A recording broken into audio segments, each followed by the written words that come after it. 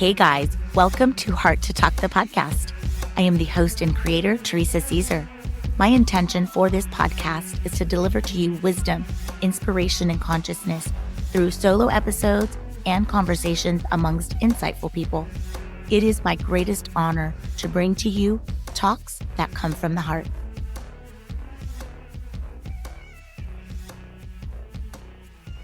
Welcome back to the show. Today, I am thrilled to introduce an incredible guest who embodies resilience and transformation, Kelly Thrush. Kelly is not only a dynamic public speaker and ultra-marathon runner, but he's also the co-founder of Gratitude and Grace Foundation, a nonprofit dedicated to supporting families of transplant patients and individuals on their journey to recovery. In this episode, Kelly will share his personal journey, highlighting how he harnesses his experiences to inspire others in overcoming adversity. Get ready to be inspired by Kelly's story and the profound impact he's making in the world. Welcome to the show, my amazing friend. Oh, wonderful. Thank you for that intro. I am so excited for this conversation. And before we dive in, I want to share with this audience how we know each other. It's kind of cool. Sure. I'm fairly certain you were 14 when we I know, met. I was a freshman. Were you a senior when I was a freshman? I was a senior. Oh my gosh, that's right. So we met in high school. And remind me, were you student body president? I was. Yeah, sure was. Yeah. But fast forward, what happened in your life? Like your story that led to what you're doing today to make this giant impact? Directly after high school, I went off and I played some college sports. I played college baseball for a couple of years. Not at a terribly myself. The teams I were on were good. Myself was not terribly at a high level, really, because I found that partying and drinking beer I was good at those, and they were a lot more fun than working out on the field and sweating all day. So my focus kind of got derailed pretty early, right into college. Then after college, things went well for a while. I was running restaurants. I, got promoted early and quick and often through restaurants for a while, and then ended up running sports bars for quite some time. And in the culture of bars and restaurants, specifically the ones I was in, booze was a big part of that. And so what ended up happening is what started as fun, drinking beer and partying with the fellas and all that good stuff and going out, turned into a life-crippling problem. And it accelerated, and my alcoholism and addiction just increased year by year until finally it was now causing havoc and chaos in every aspect of my life. So it was a long journey there for a while until my mid to late 30s, it was out of hand. I'd actually not drank for the entire year of 2016, well, almost the entire year, but it was a year plus in 2016. I didn't drink because at that point, my first wife had basically given me an ultimatum and said, hey, you need to clean it up or we're gone. And so I did. The very next day, cold turkey, just like that.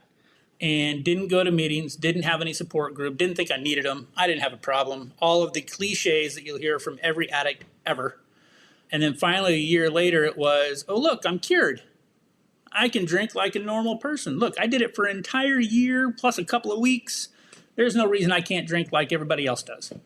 Well, so I went out and tried. That very first day, other than lying to everybody by not saying that I was going out drinking, I did fine. I had 2 drinks and just like normal. That was great. The problem was that my addiction came back with a vengeance. And within 3 weeks, it was as bad, if not worse, than it was when I quit the first time around. Wow.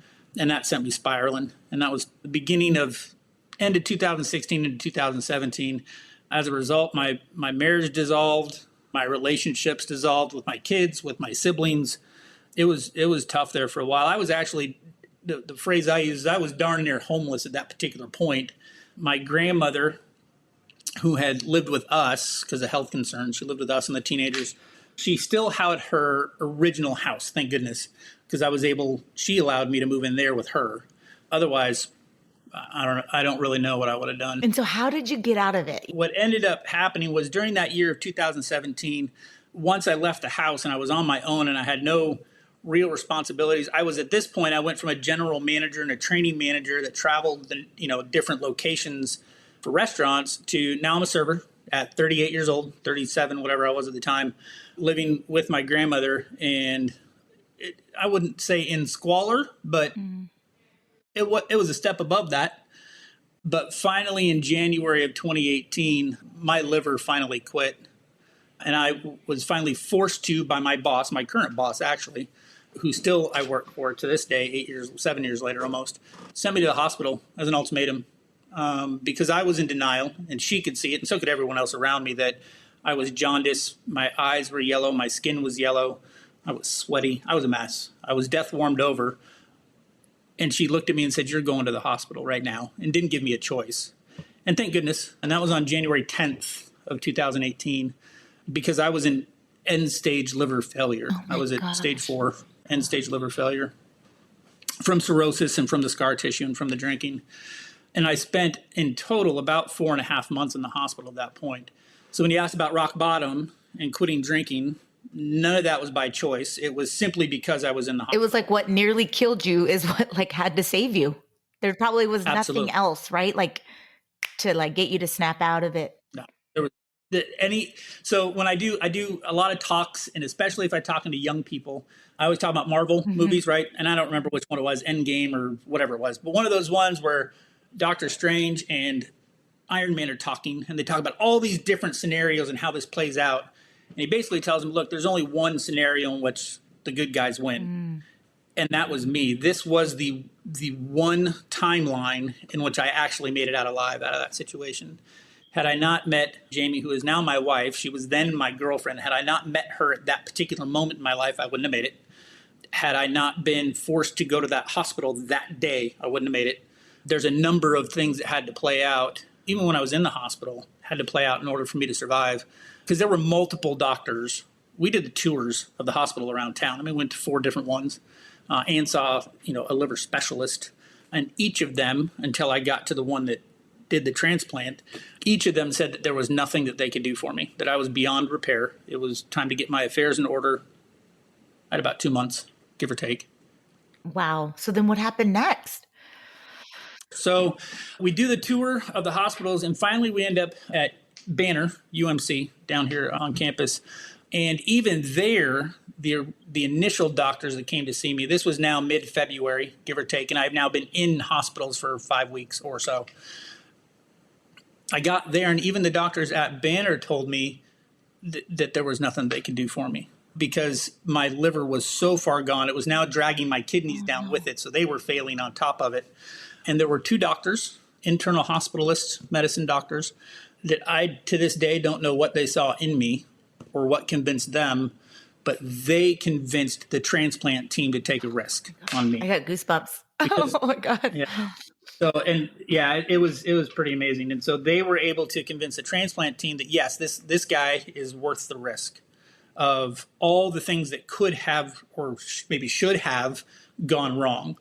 And so finally, on the beginning of March of that year, I got approved for the transplant list. And then there were all sorts of red tape and hoops that you have to do with insurance and so forth. And then on March 22nd, I actually had a full liver transplant that day. Oh my goodness. And you're doing well with it? Your body received it? Oh my God, life is fantastic. Oh yeah. I am healthier now than I ever have been, including those high school days when we knew each other. Life is so much sweeter. I mean, you can imagine when you physically touch your own mortality, your perspective changes. At least mine did, right? It's amazing how that changed everything around me. The first part, it really happened almost immediately, was waking up from that surgery. The surgery took something like 14 hours, something along those lines. And then I wasn't awake, or at least conscious, for the next some time after that. And I woke up in the ICU with the ventilator sticking out of my throat and all these tubes hooked up to me and every machine that you can think of. Jamie's on one hand holding one, and then my sister. Yes, I remember. Had flew in from Colorado, was holding my other hand. And then family members who hadn't been around when the chaos of addiction was going on, because they couldn't be, were now in my hospital room with me. And it was amazing. And I was just overwhelmed with gratitude. I mean, it changed my life. Those 10 seconds waking up were life-changing. Oh my God, what miracle upon miracle that just grew. That recovery was tough. Not only the physical recovery, because when I got out of the hospital, I couldn't walk any distance anyway. If it was any sort of distance, I had to have a wheelchair. If it was short, maybe I used a walker. I had to learn how to do all of those things again and build up my muscles. I was down to about 150 pounds. which for my frame is nothing. It's skin and bones. And yeah, if I fell, I had no muscles to get back up. So that was a long process. And then the process of actually becoming sober and thriving was a very long process, because the 15 years or 17 years leading up to that, I mean, there was very, very few days I went without drinking at all. And so now all of a sudden, here I am with this brand new gift that in my mind, I didn't deserve. Mm-hmm. Somebody else or other people deserved that way more than I did. And I have no emotional tools or self-awareness on how to cope with all of those things, right? Because before it was always I just boozed it up. That's how I dealt with anything and everything. Celebrations, bad things, it didn't matter. And so tell everybody what you're doing now as a result of your journey. And during that journey and that process, as I'm going through smart recovery, which is how I came up through the sober ranks, so to speak, and as I found fitness through there, I knew I had to give back. I had to. It was something I had to take this gift that I have been given and make sure that I earn it every single day, because it's something that it was given to me by somebody who granted me the gift of life, right? And so I need to somehow give that back to the community, to other people that might be struggling. So Jamie and I started a foundation called the Gratitude and Grace Foundation. We provide community and financial support for transplant patients and their families as they're going through that journey of their own.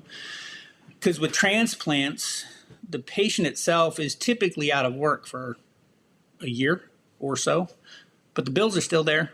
The mortgage still needs to be paid. The electric bill needs to get paid. And Jamie and I really suffered through that. And I'll say Jamie really suffered through that. She had the hard part.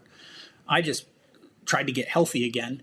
She had to worry about the electric bill or the water bill or the car payments or whatever it was that we had to worry about, to the point where she was actually, as I was recovering, I would recover Monday through Friday at my grandmother's house. And my mom and my grandma would be there because you have to have 24-hour care. And then that would allow her to work. And then I would come home on the weekends. Well, what I didn't know until a couple of years later is that she would turn off the water Monday through Friday, take a shower at grandma's house, and then she could go to work. And then we'd come back on the weekends, everything's back up. And so we started this foundation to help people in those types of situations, where if somebody does have an issue with the electric bill or rent or whatever, we can be there to provide at least alleviate some of that stress and some of that problem. And so that's how the whole thing got started. That's so inspiring. And so you have an annual event or many events in how you fundraise. Oh, yeah. Tell us about that. Oh, yeah. There's all sorts of events. There's good ones. So we'll talk about the big ones. So on Saturday, the 28th, we're having our Gratitude and Grace Gala. And it is a fundraising dinner. We're hosting it out at Westin La Paloma, who's now one of our sponsors. Hillary Phelps is our keynote speaker. She is very big in the recovery community. She has her own podcast. She's an author. And so we flew her out. Hopefully she's in the air right now. Her flight's oh, no, fingers crossed. I know, fingers crossed. She's supposed to land here in a couple hours. She's going to be our keynote. And so we sold tickets and we're raising money there. We're going to have raffle items and all other ways to donate that way. The next one coming up is we have a team for El Tour de Tucson, because part of my crazy ultra endurance races is I'll go ride this 100 miles with El Tour. And this year, Gratitude and Grace has a team. So we have 10 riders currently. So if there's anybody listening and you like to cycle, shoot, even if you don't like to cycle, get you on the website and you can sign up with the team because it's pretty fantastic. And then the flagship event is called the Tumamoc 10 that happens every March. And this one is near and dear to me. So about 4 or 5 years ago now, I was going to celebrate what we call in my house my liverversary.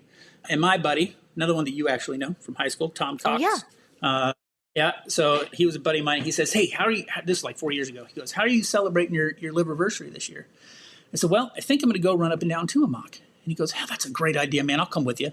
And I said, yeah, I think I'm going to do it 10 times for a total of 50 kilometers. And he goes, what are you, stupid? I'm not doing that with you. That's ridiculous. And so he didn't do it all 10. But what I did do that first year was sucker enough people to come with me that I had someone to go with me every single trip, every 10 times for that whole day. And that has now flourished into an event we call the Tumamoc 10. And so this next year, it's going to be on March 8th. And we are going to, every hour on the hour, starting at 7 a.m. all the way through 4 p.m., we all go up the hill as a group. Now, for those of you that are listening, you don't have to do it all 10 times. There's a few people that are crazy enough to try that and go One for time nearly kills me, and I think I'm pretty like fit. Well, in that case, since you know you can go Yeah. once, you have to go Oh, I love twice. that. And it can take you as long as you Beautiful. want. I love that.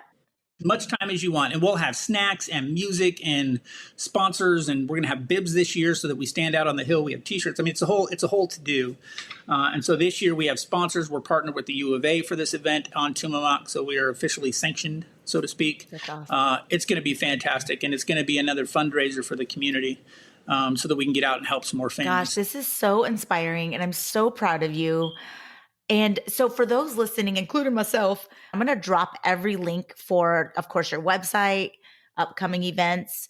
Is there a way to give to, to donate to Gratitude and Grace that's going to contribute if you can't make an event or if you're going to miss it? How can we? Yeah, absolutely. Yeah, right on the website. I mean, there's a big donate now button right there. You can also donate to other events, like, for example, Tumamoc 10 or El Tour, either or. You can go to those links on the actual website, and you can donate to a team, or you can just donate to the foundation itself. We're a 501c3. Everything is tax write-offs, tax deductible. So especially when it comes around towards the end of the year and people are like, oh my gosh, I haven't spent my tax money to write off. I got a great foundation that can always use an extra hand. That's incredible. Wow. Before we wrap up, is there any tips? Yeah, especially if you are struggling. A lot of times it's those irrational thoughts that we have in our own heads. That voice in your head, you typically, at least in my case, is not terribly nice. It doesn't say nice things to me most of the time. And every single time I have talked to it, it's usually full of BS. I almost cursed. And so if you're struggling and you really are wanting to be sober, but it's hard, it's difficult, just remember that this will pass. That craving will pass. The phrase I like to use is ride that wave. And when you get that urge and I got to have a drink or I got to use, I promise this, if you ride that out long enough, it'll dissipate and it'll go away. One of my favorites when I'm dealing with folks that are new to sobriety is like, I need to have a drink. Well, okay, let's back that up. The only thing you need to do today is breathe. Everything else you can do tomorrow. I love that. So that'd be my biggest piece of advice is just stick it out. It'll pass. None of this is permanent. Thank you so much, Kelly. All right, we're going to now pivot to the ending questions. And so the first one, what is your favorite book? Oh, see, you told me this. Do you have a few? Yeah. So I got like a list. Okay, give us your, hey, there are no minimum, Okay. give us. All right, yeah. Fair enough. So I am currently in a series. It's called the Last Kingdom series or the Saxon Tales or something. It's historical fiction. And it's about England, and there's, Viking warriors and so forth. And so that's what I'm doing currently that I'm reading, that I thoroughly enjoy. The book that started this whole thing is called Running Man, and it's by Charlie Angle. And he is an ultra runner, an adventurist, and also very big in the addiction community as well. And so he started this whole thing when I read that book in probably 24 hours while my wife was sick and I was holding her hair back in the bathroom. No. She looks, it was like 3 a.m. She goes, oh, honey, you can go to bed. You don't need to stay with me. I'm like, no, I'm good. I'm in the middle of this book. It doesn't bother me. But yeah, so Charlie Angle, the Running Man, had a huge impact on me. So those are probably the first two. The Comfort Crisis by Michael Easter is another really, really good one that I like. Wow, thank you for those. And then the next question, what is your favorite affirmation or mantra that keeps you motivated? So motivated is why not? Yeah. Ooh, why not? People will say, like, you're going to run 100 miles? Yeah, why not? I love that. Sure. Let's go for it. Why not? If you can do whatever it is that you want to do, yeah, why not?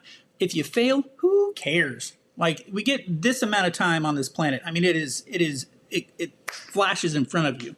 So go do the things that scare you a little bit. Go do the things that you're not sure you can do.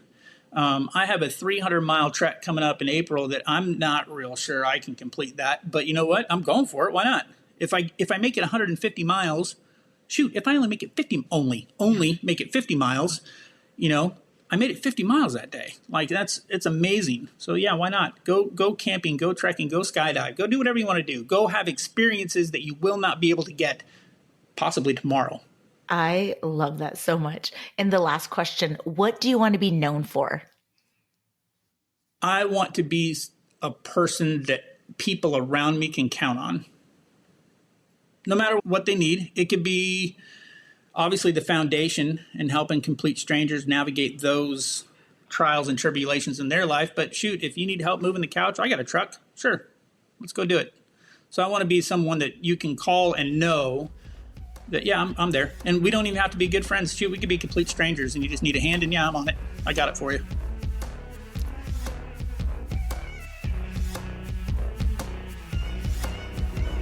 Thank you so much for tuning into this episode.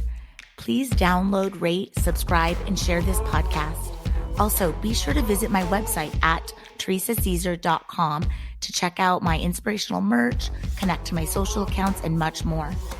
May you continue to be filled with wisdom, inspiration, and consciousness.